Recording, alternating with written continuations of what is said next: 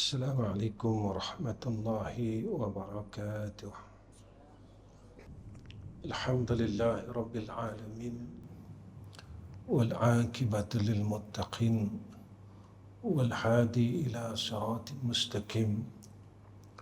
أشهد أن لا إله إلا الله وحده لا شريك له وأشهد أن محمدا عبده ورسوله. اللهم صل على سيدنا محمد وعلى آله وصحبه وسلم. اللهم لك الحمد وإليك المستكى وأنت المستعان، ولا حول ولا قوة إلا بالله العلي العظيم. Alhamdulillah, pertama sekali saya mengucapkan syukur kehadrat Allah Subhanahu wa taala dan berterima kasih kepada seluruh pegawai tadbir kerana memberikan ruang kepada saya pada malam ni untuk bersama-sama dengan tuan-tuan. Mudah-mudahan saya beroleh hidayah dan rahmat daripada Allah Subhanahu wa taala. Dengan barakah saya dapat bersama dengan tuan-tuan yang saleh dan yang sentiasa berbuat amal yang baik pada sisi Allah Subhanahu wa taala.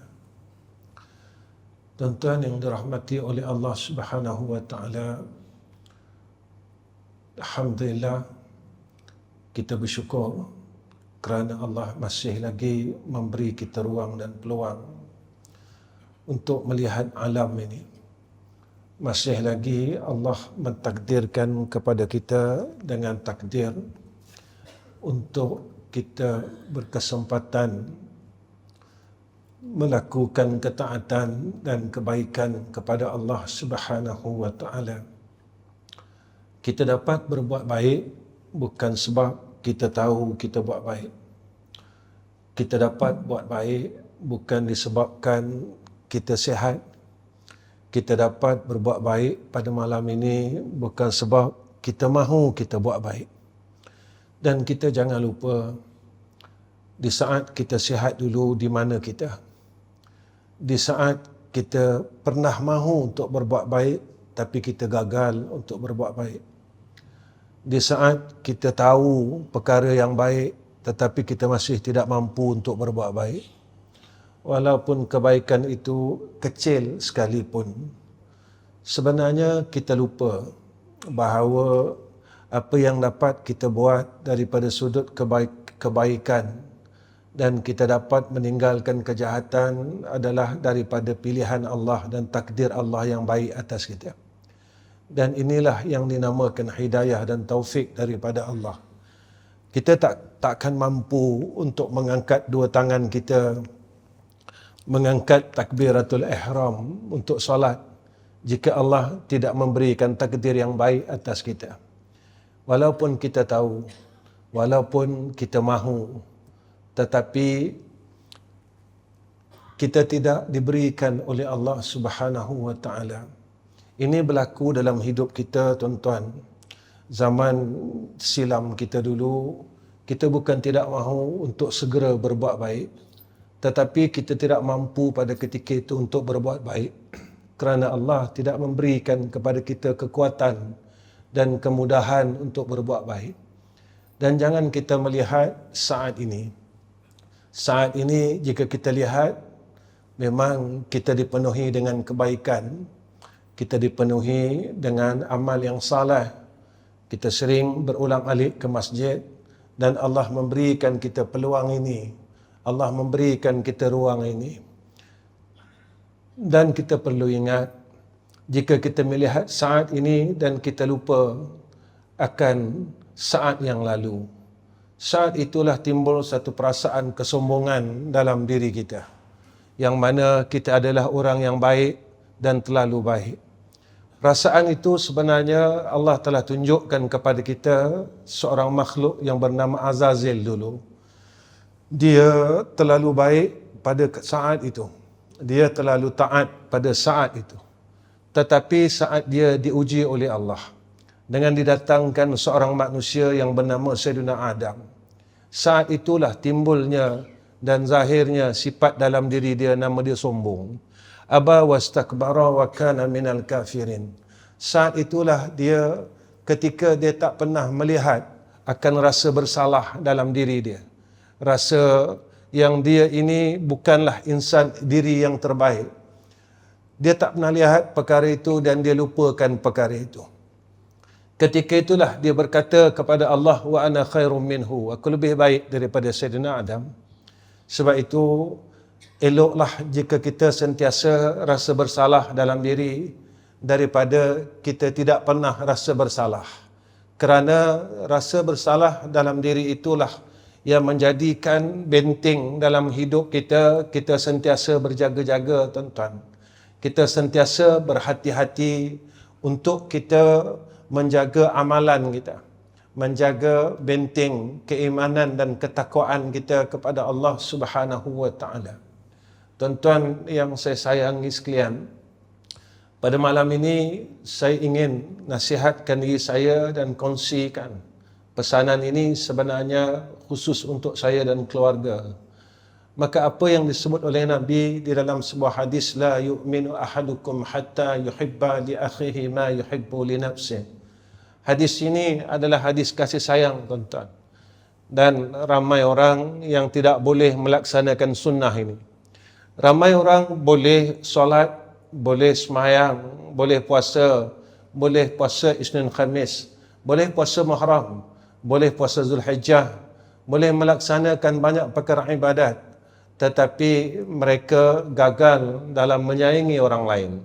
Walaupun ini perintah daripada Allah, perintah daripada Sayyidina Rasulina Muhammad sallallahu alaihi wasallam, la yu'minu ahadukum hatta yuhibba li akhihi ma yuhibbu li nafsihi.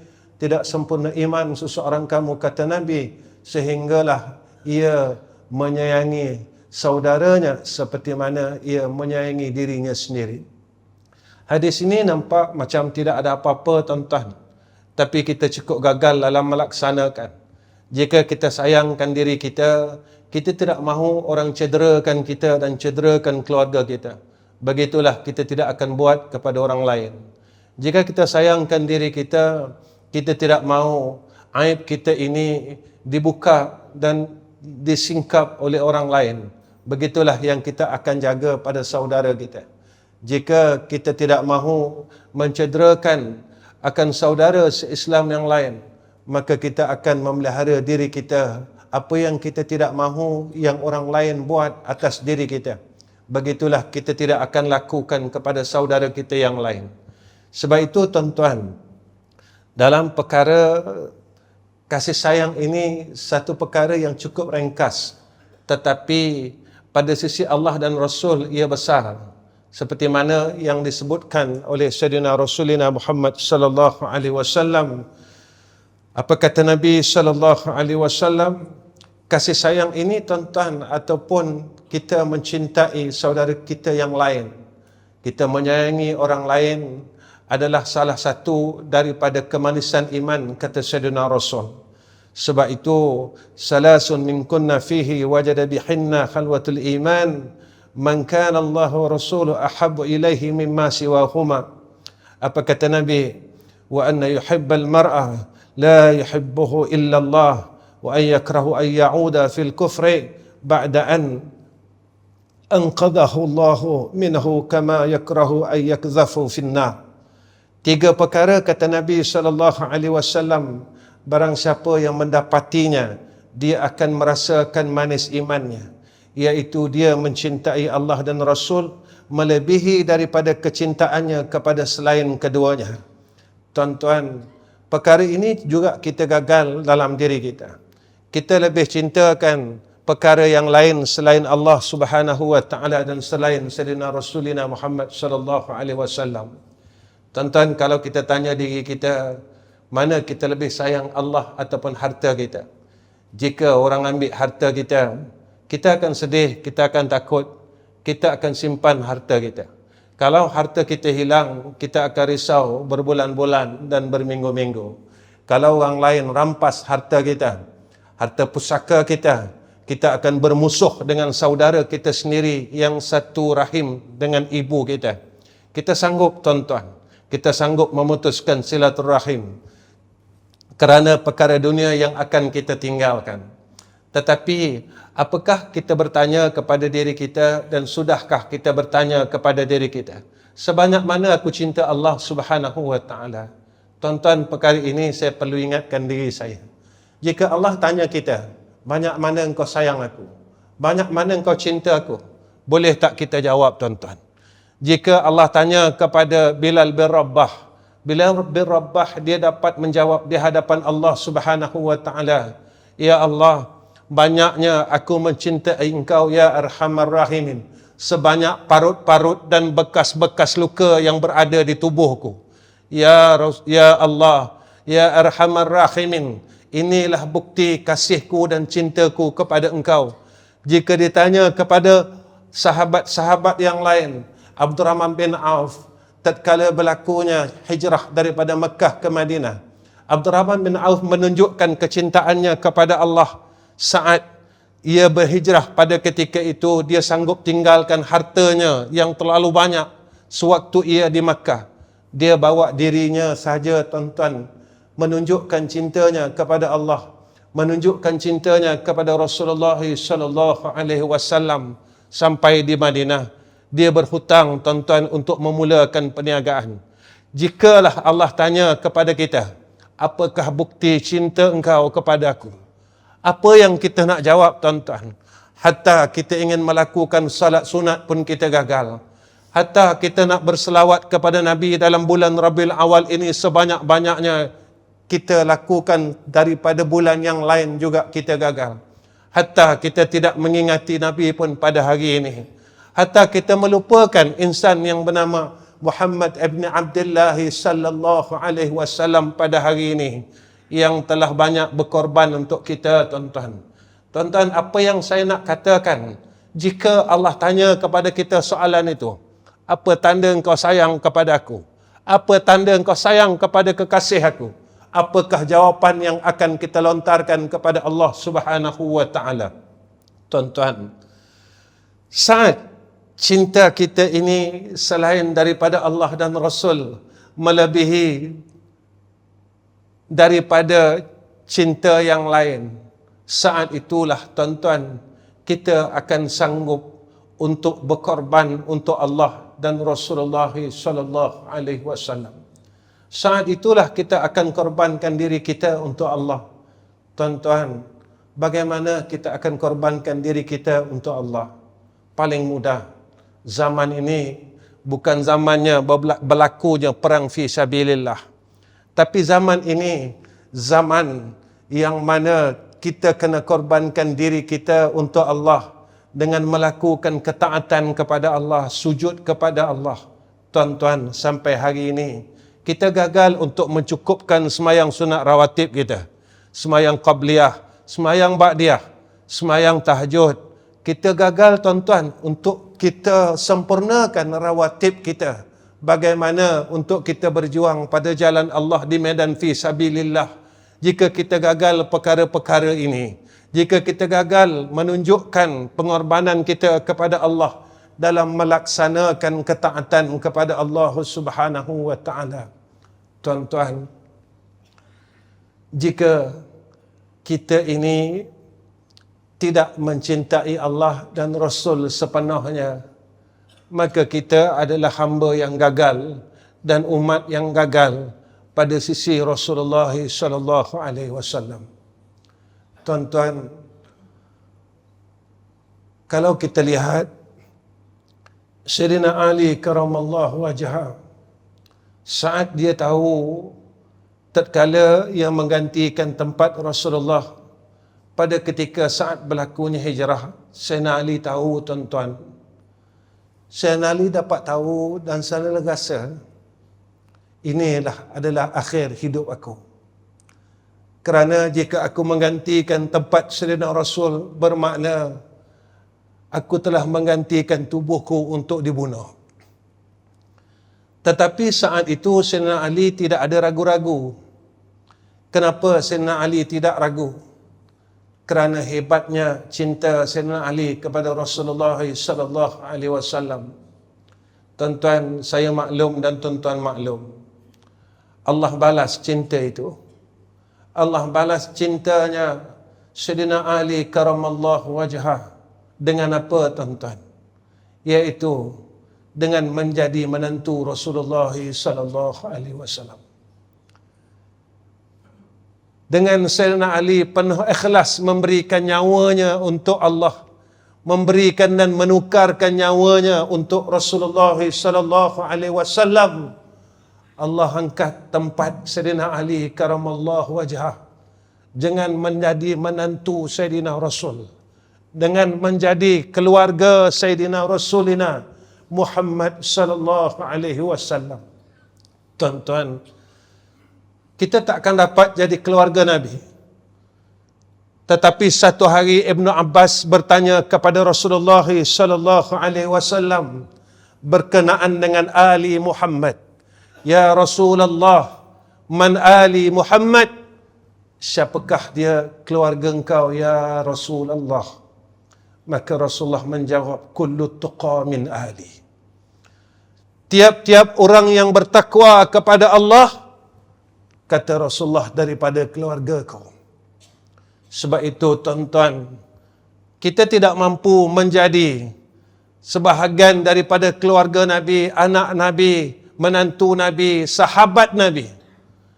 Tetapi ada satu peluang untuk kita menjadi sebahagian daripada ahli Muhammad sallallahu alaihi wasallam yang dijanjikan oleh Sayyidina Rasul. Nabi kata, kullu tuqa min ali. Tiap-tiap orang yang bertakwa itu, Nabi kata, daripada keluarga. Tuan-tuan, banyak ulama menjelaskan masalah takwa ini. Yang selalu kita dengar, takwa ini melaksanakan kebaikan dan meninggalkan kejahatan. Alhamdulillah, kita dapat buat baik, kita dapat sembahyang, puasa dan sebagainya.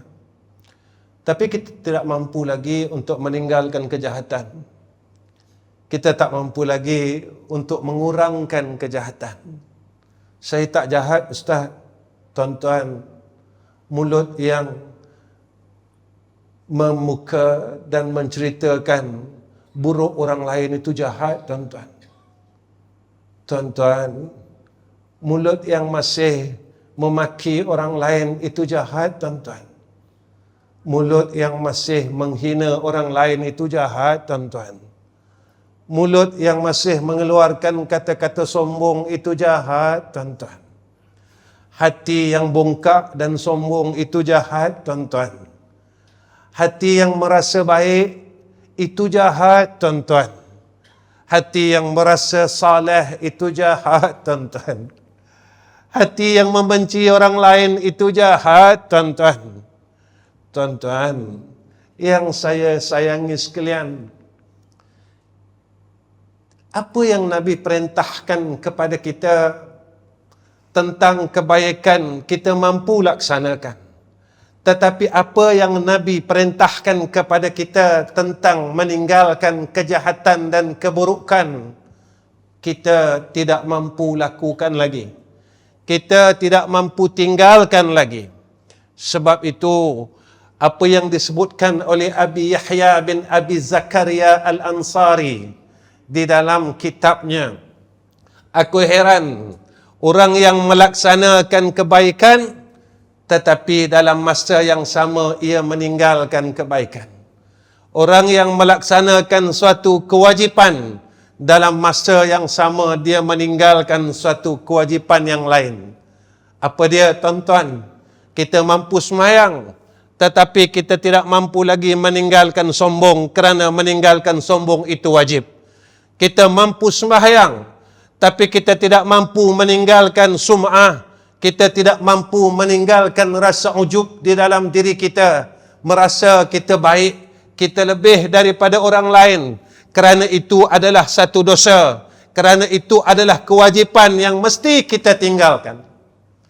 Tuan-tuan, kalau kita sakit kencing manis, semua orang akan tolong kita. Kalau kita sakit jantung, semua orang akan kesian dengan kita. Kalau kita sakit zahir, semua orang akan kesian dengan kita. Dan orang akan cadangkan hospital mana, doktor mana nak pergi. Tapi roh kita sakit, tak ada siapa tolong kita. Hati kita ini penuh dengan sifat mazmumah, tak ada siapa tolong kita. Sebab itu guru saya pesan, kalau kita mengaji tauhid, kita tak dapat mentauhidkan Allah, ilmu kita sia-sia. Kalau kita mengaji fiqh, tapi kita tak dapat melaksanakan perintah Allah, itu sia-sia. Kalau kita mengaji tasawuf, tetapi kita tidak boleh menjadikan roh kita, hati kita seorang yang baik, maka tasawuf kita adalah sia-sia, kata Syekh kami. Kalau kita mengaji sifat 20, tuan-tuan, banyak dah kitab kita khatam. Allah wajib bersifat ada. Saya tanya, kita yakinkah Allah itu ada? Atau kita tahu Allah itu ada?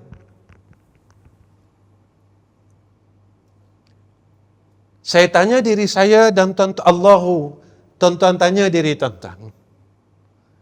Kita yakinkah Allah ada? Atau kita tahu Allah ada?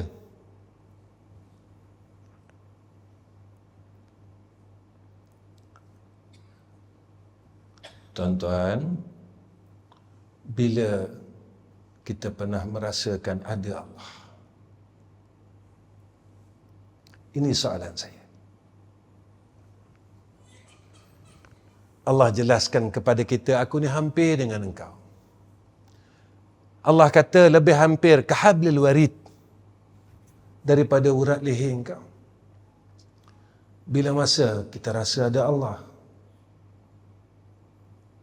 Tuan-tuan, dalam semayang kita hilang Allah, tuan-tuan.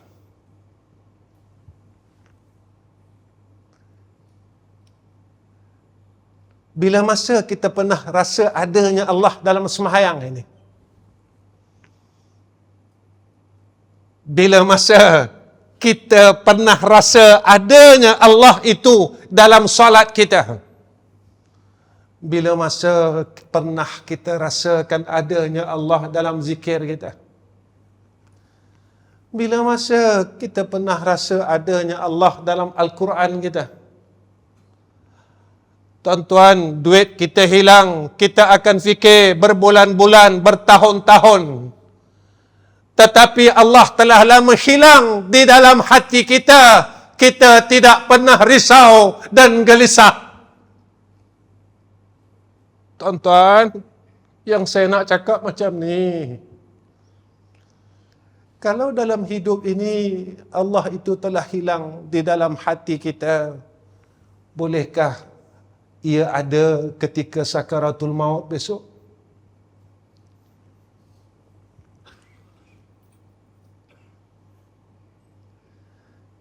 Jika dalam semayang kita masih lupakan Allah, jika dalam salat kita masih tidak boleh ingat Allah, jika dalam rukuk, dalam sujud kita tak mampu ingat Allah, mampukah kita ingat Allah masa sakaratul maut? Tuan-tuan, kita tahu Allah ada, tapi kita tak pernah yakin pun Allah ada. Sebab apa? Banyak perkara yang ada dalam hati kita telah penuh, sehingga kita telah hilang Allah bertahun-tahun. Sehingga kita telah hilang Allah bertahun-tahun di dalam diri kita. Sehingga kita telah hilang Rasulullah sallallahu alaihi wasallam bertahun-tahun di dalam hidup kita. Tuan-tuan, kalau sedemikian, maka kita adalah orang yang malang di dalam kehidupan ini. Sebab itu, tuan-tuan, jika kita tidak mahu kembalikan sifat sayang kita dan cinta kita pada Allah dan Rasul, takut kita terlambat. Hari ini saya dapat hidup saya pun tak tahu saya dapat hidup hari ini. Begitu juga saya pun tak tahu besok saya mati atau tidak.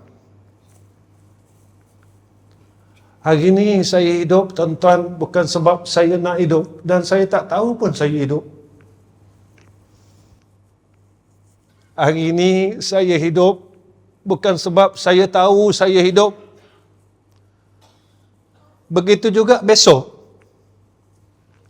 Apakah aku boleh hidup? Karena tidak ada siapa yang tahu akan masa yang akan datang. Sama ada aku hidup besok ataupun aku akan menemui Allah Subhanahu wa taala pada besok pagi. Tuan-tuan, jika besoklah kita menemui Allah dalam keadaan sekarang kita masih lupa Allah, kita masih tidak mampu mengingati Allah, bagaimana keadaan kita besok saat kita inda sakaratil maut? Tuan-tuan, benda yang kita lalu dalam dunia ini adalah cerita kita. Dan cerita kita di dalam hidup ini akan diceritakan oleh Allah besok di padang mahsyar. Cerita saya daripada umur 15 tahun, Allah akan ceritakan besok di padang mahsyar. Cerita tuan-tuan daripada umur 15 tahun, Allah akan ceritakan semuanya di padang mahsyar. Cerita kita daripada umur 15 tahun akan diceritakan oleh Allah di padang mahsyar di hadapan semua orang. Tuan-tuan, kalau cerita kita bagus, kita akan tersenyum. Jika cerita kita penuh dengan cerita yang tidak baik, maka kita akan melakukan perkara yang disebut oleh Allah dalam Al-Quran, nakisu ru'usihim 'inda rabbihim. Kita akan benamkan kepala kita di hadapan Allah Rabbul Izzah. Kita akan cakap dengan Allah. Ketika kita diperintahkan untuk mengangkat kepalanya, menyaksikan segala kesilapan kita, kita tidak akan mampu mengangkat kepala kita kerana kita malu dengan Allah Subhanahu wa taala. Aku bagi engkau umur 60 tahun, 70 tahun. Engkau tak mampu untuk balas kebaikan aku dengan kau melakukan ibadat-ibadat kepada aku. Kalau engkau susah, engkau cari aku. Engkau sakit, engkau cari aku. Engkau ada masalah, engkau cari aku. Engkau ada perkara-perkara yang kau tak boleh selesai, engkau cari aku. Tapi bila perkara itu engkau boleh selesai, engkau tak perlukan aku. Kau tak pedulikan aku. Bila perkara itu engkau dah tak boleh selesai, engkau akan cari aku. Saat engkau sakit dan kau tak boleh selesaikan kesakitan kau, kau cari aku. Tuan-tuan, kita buat Allah ni siapa ya? Tuan-tuan, pada kita Allah itu siapa? Pada kita Allah itu siapa? Saya tanyalah diri saya dan tuan-tuan tanyalah diri tuan-tuan. Masa kita senang, kita tak peduli pun dia. Masa kita sihat, kita tak peduli pun dia. Masa kita tak ada masalah, kita tak peduli pun dia. Hatta kita sembahyang pun kita tak peduli pun dia. Dalam sembahyang pun kita masih ingat dunia lagi, tuan-tuan. Kita masih tak boleh lepaskan dunia ni. Dalam masa kita sebut Alhamdulillahi Rabbil Alamin Ar-Rahmanir Rahim Maliki Yawmiddin, kita masih fikirkan dunia lagi dalam hidup kita, dalam sembahyang kita. jahatnya dunia ini yang telah tipu kita berpuluh-puluh tahun. Benarlah apa kata Allah, ad-dunya mata'ul ghurur. Dunia ini, tuan-tuan, adalah satu harta benda yang menipu kita daripada kita hidup sampai kita nak balik jumpa Allah. Dia tetap tipu kita, tipu kita, tipu kita. Dan yang paling malangnya, dia terus menipu kita dan kita tidak sedar kita sedang ditipu oleh kehidupan ini. Tuan-tuan yang saya kasih sekalian, jika kita ini penuh dengan kasih sayang, saat itu tuan-tuan, Allah kurniakan kepada kita besok naungan arasy Allah. Di mahsyar besok susah. Di mahsyar besok dalam keadaan yang sengsara, jika dosa kita banyak, Allah akan telanjangkan kita. Jika masa hidup ni kita tak peduli pun dosa kita, Allah akan telanjangkan kita.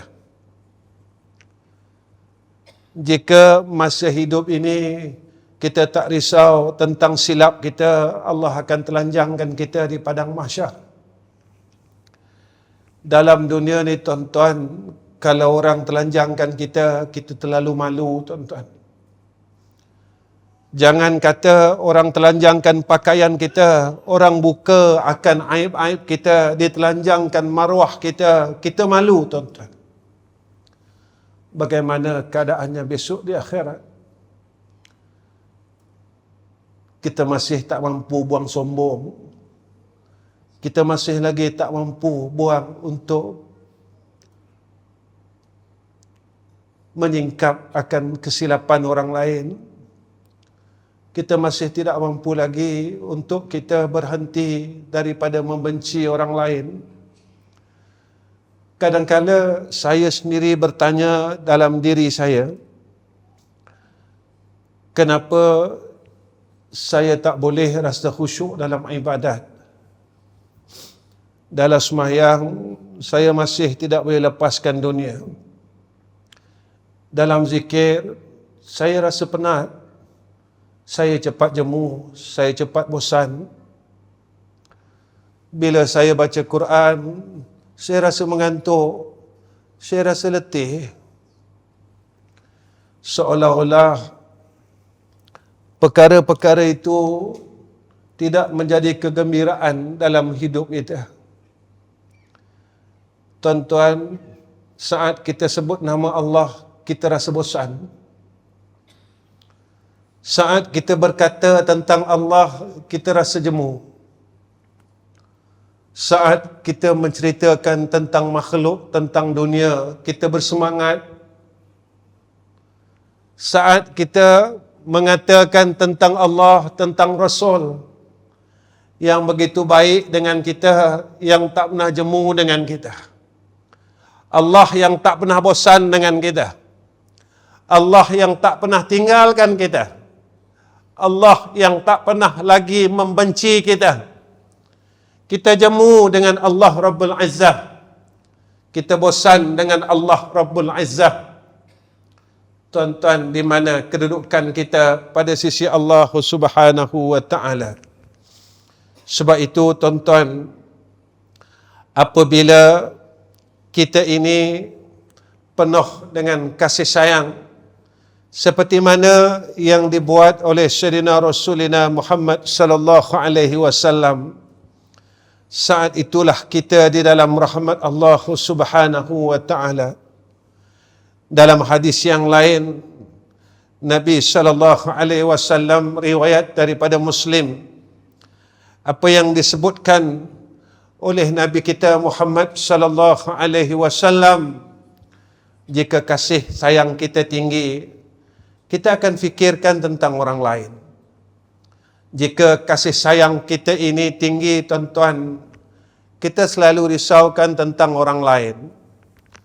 Tuan-tuan, saya tahu dan tuan-tuan tahu, Nabi ini sayang dekat kita. Saya tak boleh nafikan dan tuan-tuan tak boleh nafikan. Yang Nabi ini sayang dekat kita. Nabi ni terlalu cinta dekat kita. Satu hari Nabi beritahu dengan Aisyah, "Ya Aisyah, aku telah doakan kau." Nabi tanya, "Kau suka tak Aisyah?" Aisyah senyum dan gembira. Lalu Nabi kata, "Wahai Aisyah, tiap-tiap lepas sembahyang, aku sentiasa mendoakan umatku agar Allah ampunkan mereka. Tiap-tiap lepas sembahyang, aku sentiasa mendoakan agar Allah ampunkan seluruh dosa dan kesilapan umatku." Tuan-tuan, saya nak sebut Nabi sayang kita.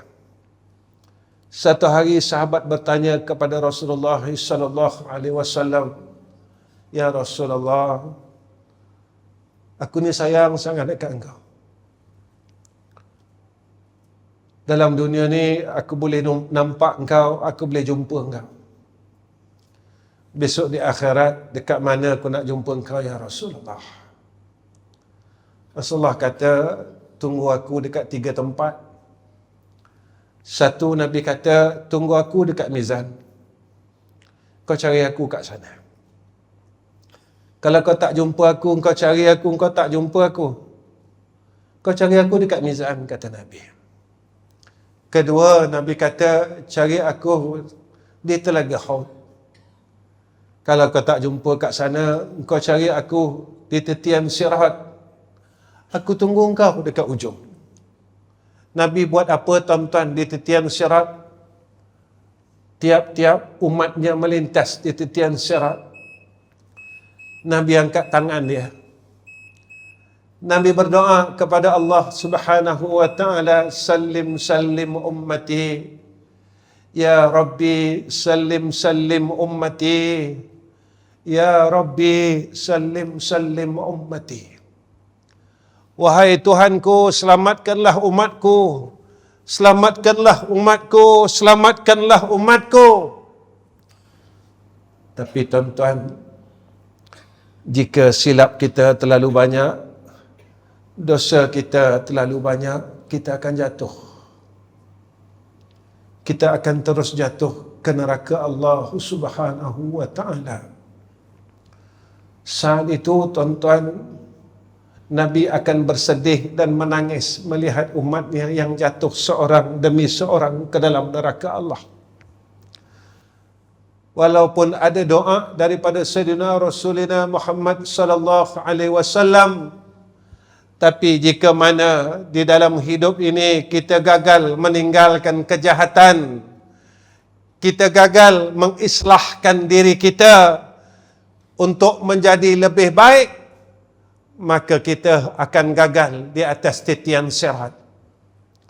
Tuan-tuan yang saya kasih sekalian, kasih sayang yang besar di dalam hati kita akan melahirkan beberapa perkara yang disebutkan oleh Sayyidina Rasul. Berkenaan dengan hadis riwayat Muslim ini, tuan-tuan, daripada Abu Hurairah radhiyallahu anhu, dari Nabi sallallahu alaihi wasallam, beliau bersabda, barang siapa yang melepaskan satu kesusahan seorang mukmin, pasti Allah akan melepaskan darinya satu kesusahan pada hari kiamat. Tuan-tuan, hebatnya iman yang Allah berikan kepada orang mukmin. Saat dia lihat satu orang yang susah, dia bantu dan dia tolong. Allah akan kurniakan dan kabulkan hajatnya. Allah akan angkat kesusahan besok di hari akhirat. Tuan-tuan, hari ini mungkin kita dapat makan nasi, mungkin kita dapat makan yang sedap. Pernah tak satu saat sedang kita suapkan nasi kita ke mulut kita, kita berfikir, bagaimananya saudaraku yang lain, mereka makan tak? Bagaimana ya saudara se-Islam aku yang lain, mereka ada lauk tak? Bagaimana ya saudara Islam aku yang lain, mereka ada harta tak? Mereka ada duit tak? Tuan-tuan, inilah di antara perkara yang ditangisi oleh Rasulullah sallallahu alaihi wasallam. Kerana tingginya kasih Rasulullah sallallahu alaihi wasallam kepada umat, Rasulullah sentiasa menangis untuk kita setiap malam, tuan-tuan. Rasulullah sentiasa mempedulikan kita pada setiap hari. Apa kata Nabi sallallahu alaihi wasallam? Barang siapa yang menjadikan mudah urusan orang lain, pasti Allah akan memudahkan urusannya di dunia dan di akhirat. Saya tanya diri saya, banyak mana kita telah mudahkan urusan orang lain? Banyak mana kita telah memudahkan urusan keluarga kita? Banyak mana kita telah memudahkan urusan ahli keluarga kita? Tadi tengah hari, tuan-tuan, saya bersembang dengan beberapa asatizah. Saya beritahu perkara yang ramai orang tinggal kasih sayang. Perkara itulah yang Nabi buat, yang kita tidak mau ikut. Nabi, tuan-tuan, sayangkan Fatimah Zahra. Setiap kali, setiap hari, Nabi akan tengok Fatimah Zahra. Nabi balik dari musafir, Nabi akan tengok Fatimah Zahra. Nabi akan peluk Fatimah Zahra. Dan setelah Fatimah Zahra berkahwin, Nabi tetap tanya dengan Fatimah, adakah engkau telah semayang? Walhal Fatimah telah berkahwin. Kenapa, tuan-tuan? Sebab Nabi ini sayang dengan anak-anaknya. Saya ingin tanya diri saya, apakah kita pernah buat macam Nabi buat? Bilakah hari terakhir saya dan tuan-tuan peluk anak laki-laki dan anak perempuan kita? Bilakah hari terakhir, wahai ibu-ibu, peluk anak laki-laki kalian dan anak perempuan kalian dengan penuh kasih sayang? Kalau kita tanya, kenapa saya perlu buat demikian? Tuan-tuan kena jawab, sebab Rasulullah buat macam tu. Kenapa Rasulullah buat macam tu? Kerana Rasulullah ini hatinya penuh dengan sifat kasih sayang. Sehingga Nabi kata, man la yarham la yurham. Siapa yang tidak ada sifat kasih, nescaya dia tidak berhak mendapat rahmat daripada Allah Subhanahu wa taala. Tuan-tuan, saya bertanya dengan diri saya dan tuan-tuan, bilakah hari terakhir, wahai anak-anak, kalian peluk ibu kalian? Bilakah hari terakhir kalian memeluk ayah-ayah kalian? Sebab apa, tuan-tuan? Sebab keberkatan seorang anak itu pada dua ibu bapanya. Dan jangan kita lupa bahawa doa daripada seorang anak itulah yang tidak dihijab oleh Allah Subhanahu wa taala. Tuan-tuan yang saya kasih sekalian, apa kata Nabi sallallahu alaihi wasallam pada hadis ini yang seterusnya? Nabi kata, barang siapa yang menutup aib seseorang muslim, pasti Allah akan menutup aibnya di dunia dan di akhirat. Tapi ingat, tuan-tuan, siapa yang membuka aib seorang muslim dalam dunia, Allah akan buka aibnya besok di akhirat. Siapa yang terlalu gemar membuka aib saudara se-Islamnya dalam dunia, Allah akan membuka aibnya besok di akhirat. Tuan-tuan, yang saya nak sebut di sini, dunia ini terlalu tenat. Dunia ini telah tua. Kalau kita tidak mampu meninggalkan perkara-perkara ini, kita gagal. Jika hati kita tidak dipenuhi dengan kasih sayang, nescaya kita tidak boleh memenuhi perintah Allah Subhanahu wa taala. Tuan-tuan, bagaimana kita sayang Allah, buatlah seperti mana yang diperintah oleh Allah. Bagaimana kita menyayangi Sayyidina Rasulina Muhammad sallallahu alaihi wasallam, ikutlah segala sunnahnya. Bagaimana kita menyayangi saudara se-Islam kita saat kita berada di samping mereka, dunia mereka selamat dan akhirat mereka selamat. Itulah kata Nabi kita Muhammad sallallahu alaihi wasallam, orang yang beriman ini, tuan-tuan, Nabi kata tatkala ia berada di samping saudara se-Islamnya yang lain, dunia saudaranya selamat, akhirat saudaranya selamat, diri saudaranya selamat, yakni maruahnya selamat. Saat itu kita mempunyai sifat orang yang beriman pada sisi Allah dan pada sisi Sayyidina Rasulina Muhammad sallallahu alaihi wasallam. Tuan-tuan yang saya kasih sekalian, Allah sebut dalam Al-Quran, "Qul in kuntum tuhibbunallaha fattabi'uni yuhibbukumullah." Jika kita mencintai Allah, ikut Nabi. Kenapa kita perlu cinta Allah? Sebab Allah ni terlalu baik. Kenapa aku tak boleh cinta Allah? Sebenarnya kita tidak mahu mengenali Allah. Macam mana aku nak mengenali Allah? Lihatlah pada diri kita. Siapa yang bagi kita semua yang ada pada diri kita? Jika kita dapat melihat perkara itu, kita akan mula sayang Allah. Siapa yang bagi apa yang ada pada diri kita sekarang ini, kita akan mula kenal dia. Siapa yang bagi kita rumah, kita jangan lupa. Siapa yang bagi kita harta, kita jangan lupa. Siapa yang bagi kita sehat, kita jangan lupa. Siapa yang bagi kita nikmat hidup ini, kita jangan lupa. Siapa yang bagi perniagaan kita, kita jangan lupa. Tatkala kita mula melihat apa yang ada dalam diri kita, kita akan kenal siapakah yang mengkurniakan seluruh perkara tersebut. Kita mula nak kenal Allah.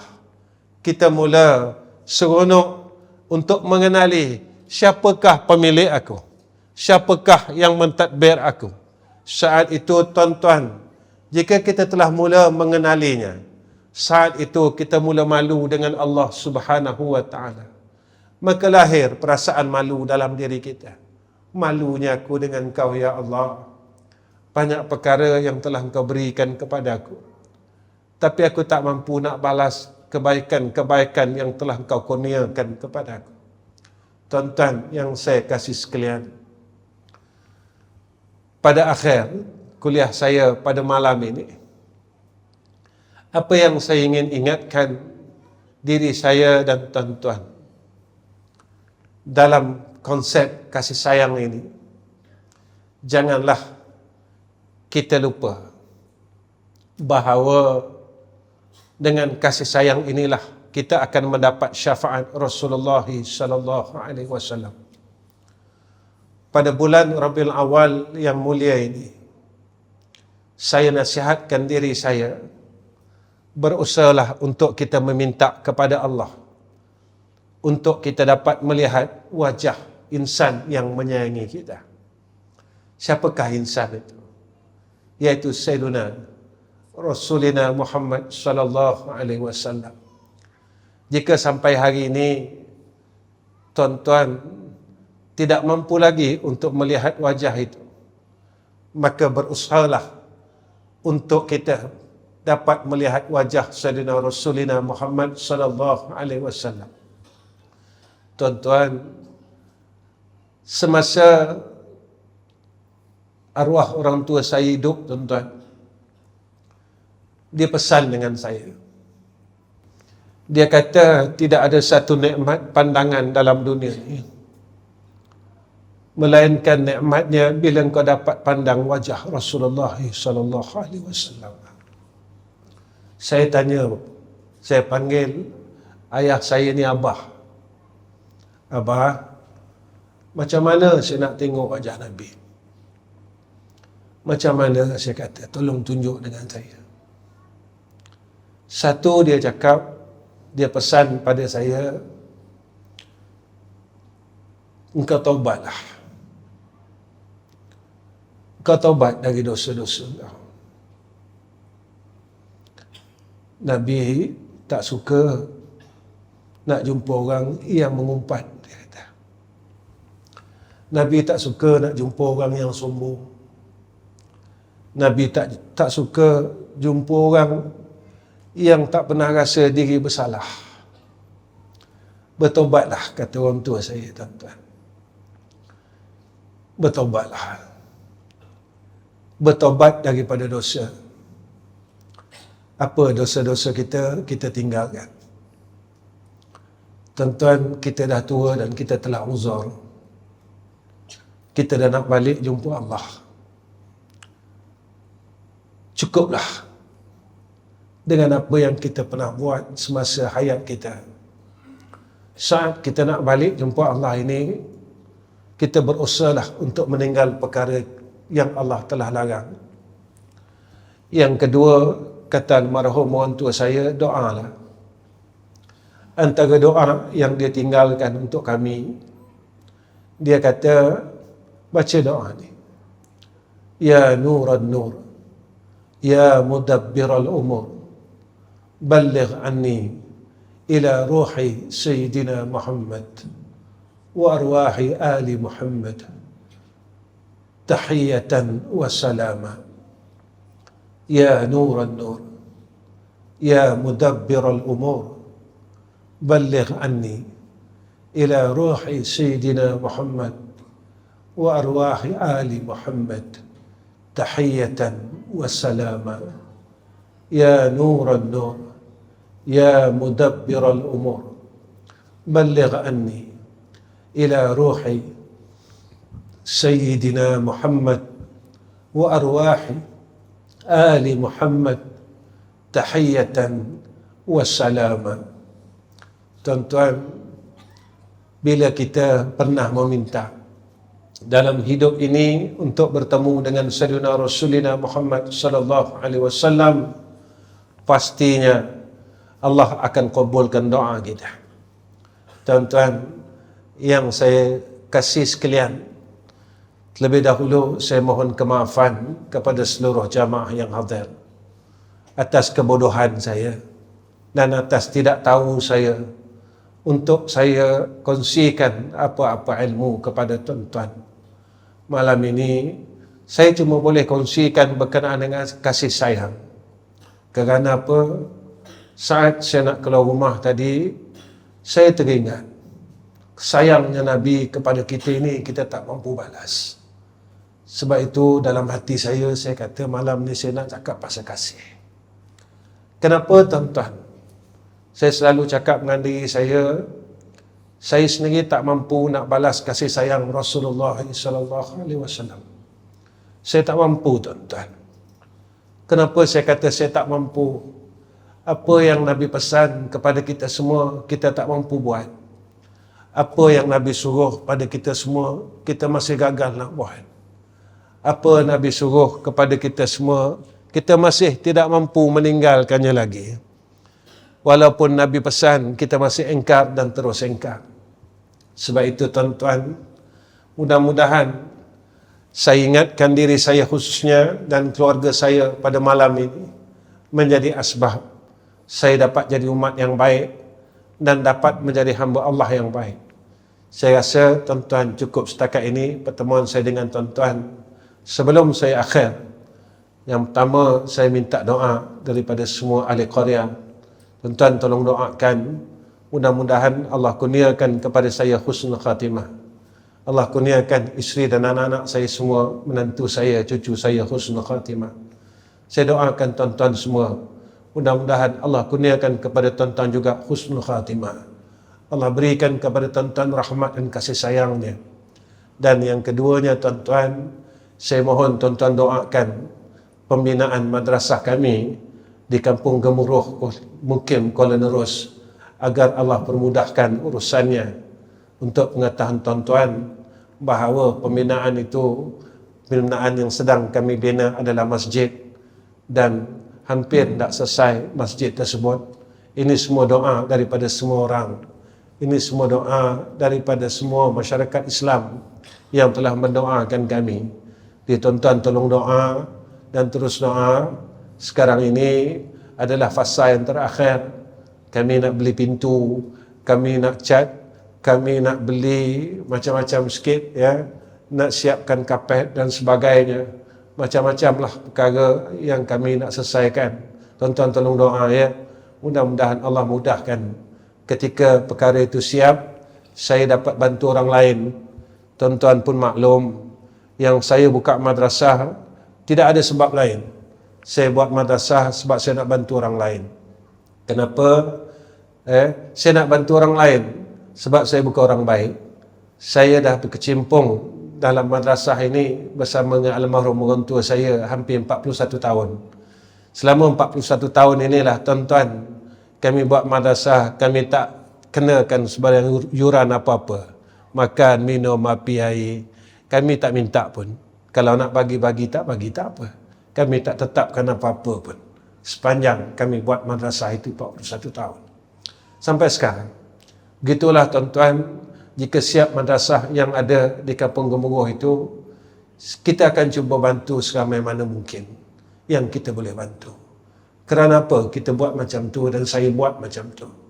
Saya nak mudah-mudahan ia jadi amal soleh saya. Saya nak Allah ampunkan dosa saya. Saya nak benda apa yang saya buat itu jadi amal soleh dan saya dapat tebus kesalahan saya masa zaman silam saya, masa umur saya 11 tahun, masa umur saya 20 tahun, masa umur saya 30 tahun. Dosa yang kita buat, kita takkan mampu tuan-tuan untuk lari daripada masa silam kita dan kesalahan kita. Jadi umur yang Allah bagi pada kita pada saat-saat hujung ini, mudah-mudahanlah baik yang kita buat ini tak banyak, sikit. Mudah-mudahan kebaikan yang kita buat ini dapat mengkifarahkan kejahatan yang pernah kita buat. Itu saja harapan saya. Tuan-tuan tolong doakan. Mudah-mudahan Allah permudahkan segala urusan. Wa akhirul kalam. Wassalamualaikum warahmatullahi wabarakatuh. Bismillahirrahmanirrahim. Alhamdulillahi rabbil alamin. Wassalatu wassalamu ala sayyidina rasulina Muhammad sallallahu alaihi wasallam. Ya Allah, Ya Rahman, Ya Rahim, Ya Hayyu Ya Qayyum, Ya Zal Jalali wal Ikram. Ya Allah, kami tadahkan dua tangan kami, Ya Allah, pada malam ini. Kami minta, kami mohon kepada Engkau, tolonglah maafkan segala dosa-dosa kami. Ampunkan segala dosa-dosa kami, Ya Allah. Maafkan segala kesalahan kami. Ampunkan segala dosa sombong kami, sum'ah kami, ujub kami, riak kami, dan dosa zaman silam kami, Ya Allah. Ya Allah, tolonglah maafkan dan hapuskan segala kesalahan kami dan kesilapan kami. Salah kami waktu zaman muda kami, Ya Allah. Kesilapan kami dan dosa kami yang kami sedar atau kami tidak sedar, Ya Arhamar Rahim. Ya Allah, Ya Rahman, Ya Rahim, Ya Hayyu Ya Qayyum. Jika dalam masa yang hampir ini kami balik bertemu dengan Engkau, Ya Allah, kurniakanlah atas kami husnul khatimah. Tolonglah, Ya Allah, jangan Engkau keluhkan lidah kami, jangan Engkau keraskan lidah kami untuk menyebut nama Engkau saat kami sakaratul maut. Walaupun dalam sembahyang kami masih tidak mahu mengingati Engkau, Ya Allah. Walaupun dalam salat kami tidak mampu lagi untuk mengingati Engkau, Ya Arhamar Rahimin. Tolonglah, Ya Allah. Tolonglah, Ya Allah. Tolonglah, Ya Allah. Saat sakaratul maut kelak, jangan Kau jadikan kami orang yang lupa Engkau, Ya Arhamar Rahimin. Ya Allah, Ya Rahman, Ya Rahim. Dengan keberkatan bulan Rabiul Awal ini, ya Arhamar Rahimin, kami mohon kepada Engkau, ya Allah, kurniakan atas kami untuk kami dapat melihat wajah Sayyidina Rasulina Muhammad sallallahu alaihi wasallam walaupun sekali dalam seumur hidup kami, ya Allah. Ya Allah, berikan peluang itu atas kami. Berikan peluang itu atas kami. Kabulkan hajat kami, ya Arhamar Rahimin. Wa sallallahu ala Sayyidina Muhammad wa ala ali Sayyidina Muhammad. Walhamdulillahi Rabbil Alamin.